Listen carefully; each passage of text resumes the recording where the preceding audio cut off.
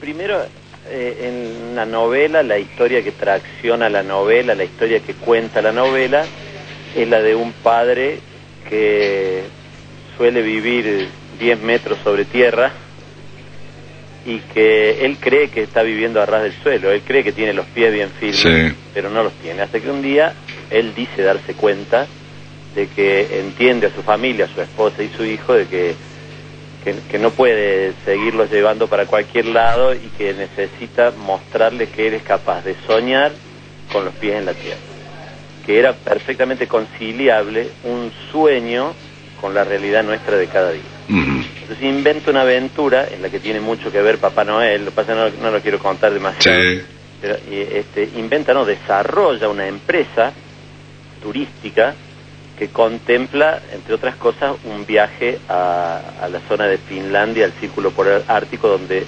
supuestamente vive Papá Noel para la tradición literaria. Sí.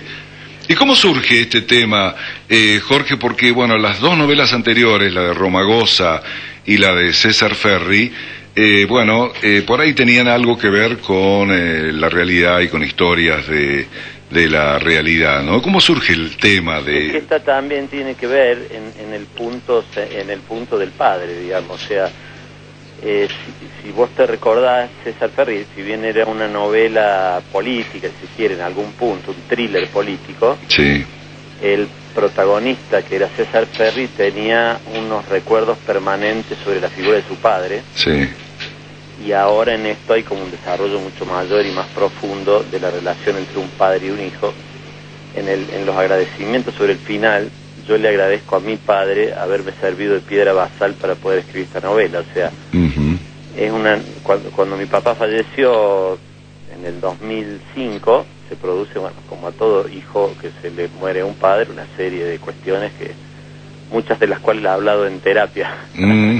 Pero hay cuestiones que me parecieron a mí, en toda esa discusión conmigo mismo sobre el tema de mi papá, que me parecieron que podían servir como base para una novela en donde la relación padre-hijo estuviera puesta donde creía yo que había, en otro de los tantos lugares, hay muchos libros sobre relación padre-hijo, pero me parecía que faltaba un punto en donde este egoísmo que a veces tenemos los hijos de pretender que nuestros padres sean solo padres, señores que no se equivocan nunca, que saben todo, que están bien vestidos, que los llevan a pescar y a la cancha y a y otro lado, este cierto acto de egoísmo le deje lugar a una comprensión mayor de que el padre, además de padre, es un hombre. Sí. Y los hombres tienen, además de las ideas y de las peleas cotidianas y las dificultades cotidianas para ser padres, tienen las dificultades cotidianas para ser hombres.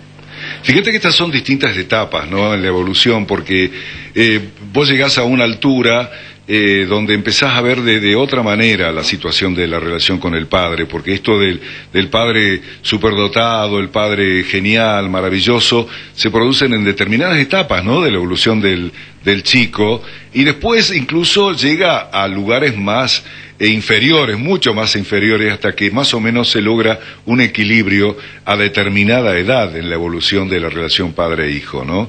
Sí, de quién es en realidad. Pero vos sabés, Juan, que en todo este devenir de las cosas que vos planteás, yo siempre pensé, y después encontré una frase de Milán Kundera que es muy buena respecto de eso, que nosotros teníamos una fase, nosotros los hijos, ¿verdad? Yo soy papá de un chico grande ya.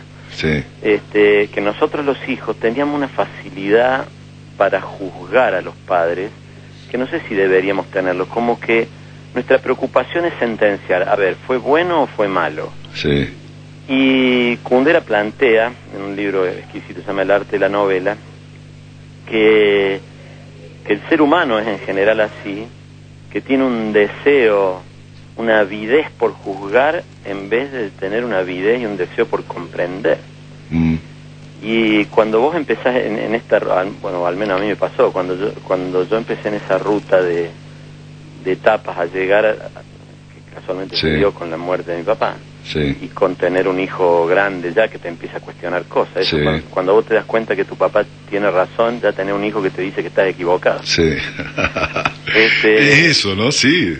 Entonces empecé a tratar de entender esa figura, y me pareció que había un material hermoso para una novela planteada en los términos que yo planteé. Y bueno, ahí está el resultado, donde he trabajado demasiado en la personalidad psicológica del hijo, sobre todo porque era casi como si fuera yo, entonces sí. No es fácil escribir sobre sí mismo una cosa como esa, digamos. Entonces como que al escribir se me vivía cruzando mi propia relación con mi padre, bueno, que en definitiva ha impregnado también la novela, sin duda. Sí, sí. Esta es tu tercer novela, Jorge, ¿no? Sí. Y además también hay cuentos, etcétera. Ahora, ¿cómo es esto en tu vida? Es decir, ¿cómo es el rol de escritor en tu vida? ¿Cómo entra? ¿Cómo juega? ¿Cómo lo armás en el panorama en general de todos los otros eventos de tu vida, ¿no?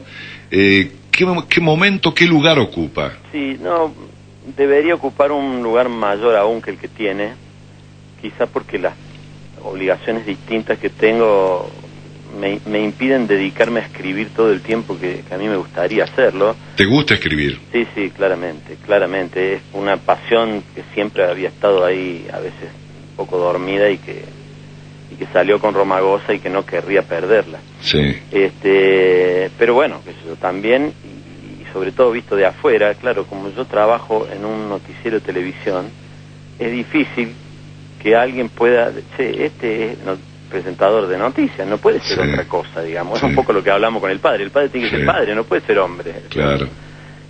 Pero y después está el rol de editor, de trabajar con la editorial, que también ocupa mucho, pero eso es muy parecido al de escritor, porque en las idas y vueltas con los autores está bueno esto de cambiar figuritas, de plantear escenarios distintos. A mí me parece que si hay algo que me sirve y mucho el tema de escribir, es una especie de catarsis, o si se quiere una terapia en este aspecto. El periodismo, para trabajar sobre el periodismo, te viene con una, supongamos que el objeto de trabajo del periodismo fuera una masa, digamos. Esa masa ya te viene dada. Sí. ¿No? Te viene de afuera, la realidad, los hechos, las declaraciones, todo ya te viene impuesto. Toma, acá está, trabaja sobre eso. Hubo un accidente en tal lado, trabaja sobre eso. La presidenta dijo tal cosa, trabaja sobre eso. Y en cambio en la literatura no está eso muchas veces, no está. La tenés que inventar, la tenés que crear. Es distinto, ¿no? Vos sabés que además yo creo que es muy sabor esto. Tremendo. Porque te permite, a través de una creación estética, proyectar un montón de cosas de adentro tuyos y darle todo un formato positivo, sería un cambio de energía o de onda a una de las situaciones más dramáticas, más jorobadas, ¿no? Bueno, en algún punto una vez alguien me dijo, lo leí, ya no recuerdo quién, que cuando se gana un escritor se pierde un terapeuta. O sea que, desde ese punto de vista, la verdad que a mí, el otro día me preguntaba José Playo en una nota que saldrá en La Voz del Interior, supongo, sobre el tema de cómo escribía, cuál era la técnica para escribir, y bueno, obviamente cada persona que escribe tiene su propia técnica. Creo que, o sea, a veces hay algunos que hacen todo un diseño previo con cuadros sinópticos y todo, y hasta que no tienen toda esa estructura lista y armada no se ponen a escribir. Bueno, hay de todo un poco. Hay otros escritores que tienen una imagen que le da vuelta, que es una mosca que le da vuelta y no lo deja tranquilo, y a partir de esa imagen se pone a escribir. Yo tengo una historia en la cabeza que me da vuelta, como una historia para ser contada, y que me gusta desarrollarla escribiéndola, porque me gusta irme sorprendiendo con las cosas que van con mi propia creatividad, si se quiere. O sea, claro. Disfruto muchísimo el momento en que el personaje está en un lugar y se me ocurre llevarlo hacia un lado o hacia otro. Es decir, disfruto más el arte de la literatura que la literatura tomada como ciencia, digamos, si se permite la comparación. Sí. Fíjate que en este momento, bueno, a raíz de lo que estábamos hablando, tenés un nuevo hijo que acaba de nacer, un nuevo producto que acaba de nacer, y ahora, ¿qué estás pensando? Es decir, ¿a dónde vas, Jorge? Bueno, es una pregunta compleja de responder, porque la verdad te tendría que decir a ninguna parte. No... Porque no te vas a quedar. No, a ver, eso es interesante ese tema, porque, bueno, capaz que te tengo que pedir un turno para responder eso. Pero yo nunca he tenido metas a largo plazo. Nunca he tenido metas. Bueno, yo de acá a 10 años, a 20 años, ¿no? quiero ser, quiero estar, no las he tenido. Por supuesto, sí, algún que otro sueño, como tiene cualquiera, pero no me he planteado metas. Voy a trabajar para de acá tanto tiempo. Tampoco digo que eso esté bien, digo que es como yo he vivido mi vida. Y ahora lo mismo, si a mí me gusta levantarme todos los días y en algún momento del tiempo entre levantarme y ponerme en órbita, pensar qué cosa de distinto puedo hacer hoy. Sí. Qué cosa nueva puedo hacer, qué vuelta de tuerca le puedo dar. Y de ahí sí salen proyectos que por ahí tienen un alcance mayor. Entonces, en una época yo pensé, quiero desarrollarme como escritor, pero no sé si es lo que hoy quiero. A mí me gustan las tres actividades. Porque por ahí surgen, viste, algunos temas que empiezan a darte vuelta en la cabeza para proyectarlo, para escribirlo, etcétera, ¿no? Sí. Como surgió esto, también como un hecho elaborativo que decías respecto a la figura de tu papá, por ahí hay temas que empiezan a darte vuelta y empieza a generar de alguna manera una idea, un hilo, un proyecto. Sí, pero ¿sabes lo que pasa, Juan? Y yo esto lo creo realmente, por eso es difícil conseguir, ser un escritor no es tan difícil, pero ser un buen escritor es muy difícil, porque realmente para ser un buen escritor hay que dedicarle casi tiempo completo a eso, y no es fácil, diría que es casi imposible dedicarle tiempo completo a una actividad que no es rentable, y en algún punto decir, bueno, de algo tenés que vivir. O sea, es que y aprovechando el tema de la figura del padre, hace poco estaba charlando con el Gato Romero. Sí.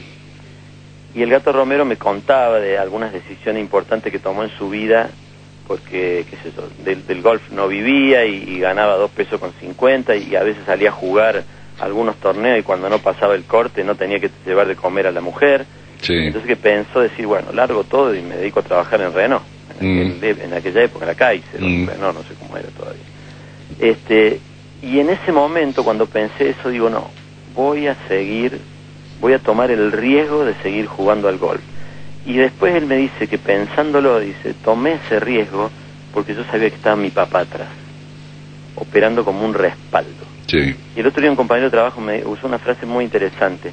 Dice, el papá, dice, es un tipo que va en un camión atrás tuyo y vos vas en tu auto y vas viendo por el retrovisor que está ahí. Está bueno eso. Está bueno, sí.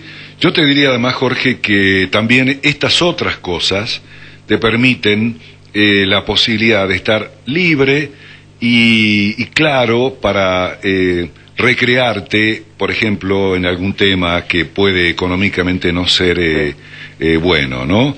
Es decir, también está esa chance, esa posibilidad, que yo la juego, personalmente la juego de esa manera. Es decir, para permitirte la posibilidad por ahí de hacer determinada cosa que sea de calidad, que te guste, etcétera, y que, bueno, por ahí otras actividades o lo económico de otro lado te permite como tener esa tranquilidad para proyectarte, ¿no? No, por supuesto, no, pues, estoy totalmente de acuerdo. El tema es tener, llamémosle, el valor para pegar el salto, digamos. No es una tarea tan fácil, digamos, porque, qué sé yo, en mí opera siempre el espejo de la figura de mi padre. Es decir, ya había alguien, en el libro dice en un momento que uno no puede ser un gran artista si no está dispuesto a perder toda su reputación en una obra. Y el protagonista del libro, el hijo de la novela, dice, yo no voy a ser nunca un gran artista, no estoy dispuesto a perder la reputación en una obra porque ya hay otro que la perdió por mí. Entonces, por ahí todas esas cosas operan, ¿viste? Decir, bueno, a ver, si vos has vivido en tu casa que faltaba el mate cocido, quizá a vos te quedó claro en tu cabeza que tenés la obligación de que no falte en la tuya, ¿viste? Entonces esas son cosas complicadas, pero yo comparto totalmente lo que vos decís, digamos, ahí... Bueno, y Noel que tiene la tapa está mirando hacia el horizonte y está con la mochila muy cargada, ¿eh? Sí, el tema es a dónde va. Y bueno, ya aparecerá. Por ahí el caminante no hay camino, se hace camino al andar, ¿no? Y vos sabés que ahí hay una dualidad que por ahí se resuelve un poco más leyéndola, del paisaje, y está bueno ese dibujo porque el paisaje de la novela es una mezcla entre el sueño del Papá Noel de Finlandia y la realidad de la Sierra de Córdoba, digamos. Entonces ahí hay un trabajo que hizo el diseñador que es muy muy interesante, pero es cierto lo que decís de la bolsa completamente. Jorge Cuadrado, el próximo martes a las 20 horas en el aula magna de la Facultad de Ciencias Exactas, Físicas y Naturales de la Universidad Nacional de Córdoba se presenta este libro que se llama Noel Papá, allí en Vélez Sarsfield 299, aquí en nuestra ciudad. Y vas a estar muy bien acompañado. Y yo te preguntaría, ¿por qué elegiste cada uno de esos acompañantes que vas a tener ese día? A ver, Carlos Pressman, porque es un amigo de toda la vida y ha presentado todos mis libros, así que no iba a faltar en este. Y además es mi médico personal, y como médico personal, siempre, como médico y como amigo, siempre me ha apuntado cosas que me llevaron a descubrir esos mundos de los que hablábamos recién con vos, sí, que han sido siempre muy interesantes. Yo creo que en algún sentido, después de una charla con él, resolví dedicarme a escribir en serio, digamos. Sí. Y Reina Carranza, bueno, también es una amiga, quizás no tenemos la intimidad que tenemos con Carlos, pero me parece que hacía falta una mujer ahí, que es en esa conversación que podemos llegar a tener sobre el padre, porque la mamá de la novela tiene también mucho protagonismo, y quedaba muy machista todo, muy sí, teñido de la visión del varón, sí, cuando la visión de la mujer es clave también. Y después va a estar cantando Horacio Sosa, alguien a quien yo quiero muchísimo, y estaba charlando con él el otro día preguntándole si en el repertorio de canciones de él le parecía que había alguna canción que se podía adaptar a la temática. Bueno, y discutiendo eso se nos vinieron a la cabeza a los dos un par de canciones de Silvio Rodríguez que son maravillosas, así que dejá, dice, yo me las voy a poner a trabajar.